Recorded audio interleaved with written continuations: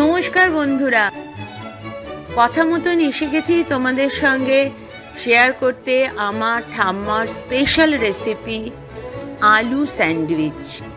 প্রতিটা step wise তোমাদের সঙ্গে শেয়ার করব, যাতে তোমাদের রেসিপিটি ফলো করতে অনেকটা সুবিধে হয়।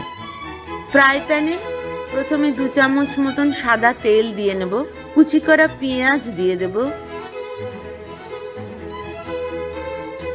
ছোট ছোট করে কাটা লঙ্কা। ঝাল তোমরা কিরকম খাও, বাচ্চারা যদি থাকে তারা যদি না খায় তাহলে দিও না, স্কিপ করতে পারো এই অংশটা, কিন্তু একটু কাঁচা লঙ্কা দিলে ভালো লাগবে টেস্ট। এইবার দিয়ে দেব একে একে মশলা, হলুদ, নুন, লঙ্কা গুঁড়ো। যেহেতু নুন দিয়ে নিয়েছি, এর মধ্যে যখন টমেটো দেব আর বাড়তি নুন দেওয়ার দরকার নেই। এবার সেটা টমেটোটা শুদ্ধ, এটাকে একটু ভাজা ভাজা করবে। টমেটোটা একটু নরম হয়ে গেলেই এর মধ্যে দিয়ে দেবে আলু সেদ্ধ করা, সেটাকে পুরোপুরি ম্যাশ না করে অর্ধেক ম্যাশ করে দেবে। এতে দেবে খানিকটা কড়াইশুঁটি। বাজার থেকে কিনে আনা সাধারণ কড়াইশুঁটি হলে এটাকে একটু সেদ্ধ করে নেবে। এর মধ্যে মিশিয়ে দেবে একে একে গোলমরিচ, চিলি ফ্লেক, চাট মশলা,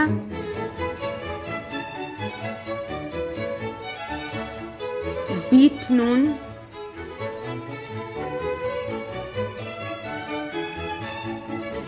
এটাকে ভালো করে ম্যাশ করে নেবে। তারপরে আবার একটু মিশিয়ে নিয়ে শেষের দিকে ম্যাশ করার পর দেবে লেবুর রস খানিকটা।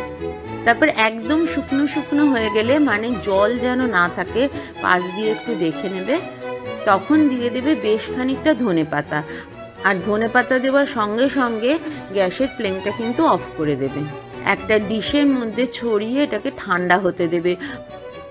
আলুর পুর ঠান্ডা হতে হতে আমরা একটা সবুজ চাটনি তৈরি করে নেব। আমরা ব্লেন্ড করে নেব বেশ খানিকটা ধনেপাতা, পুদিনা পাতা, কাঁচা লঙ্কা, আদা অল্প, আর রসুনটা অপশনাল,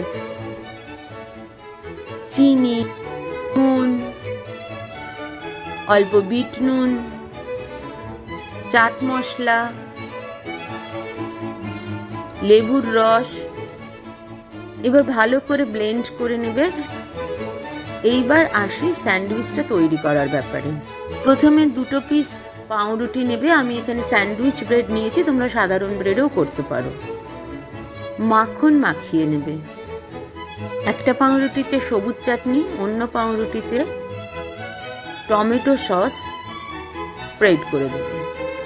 এইভাবে সহজ পদ্ধতিতে দেখানো ঠাম্মার রেসিপি তোমাদের কেমন লাগলো অবশ্যই জানিও।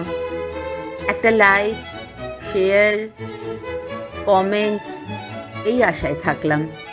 আর অতি অবশ্যই আমার চ্যানেলটিকে সাবস্ক্রাইব করো, পাশে রাখা বেল আইকনটি পুশ করে।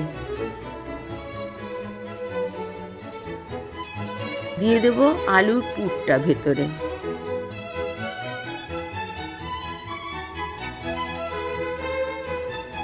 দিয়ে অন্যটিকে চাপা দিয়ে ওপরে একটু মাখন মাখিয়ে নেবে। যে দিকটা মাখন মাখিয়েছো সেটাকে উল্টো দিক করে তাওয়াতে দিয়ে দেবে, এবং তাওয়াটা যেন গরম থাকে দেখে নেবে। তারপরে ওপর দিকটাতেও, মানে অন্য দিকটাতে পাউরুটির একটু মাখন মাখিয়ে নেবে।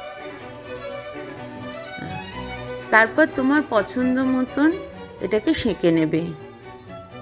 এইবার ডায়াগোনালি এটাকে ছুরির সাহায্যে কেটে নাও। সবুজ চাটনি এবং টমেটো সসের সঙ্গে সার্ভ করো।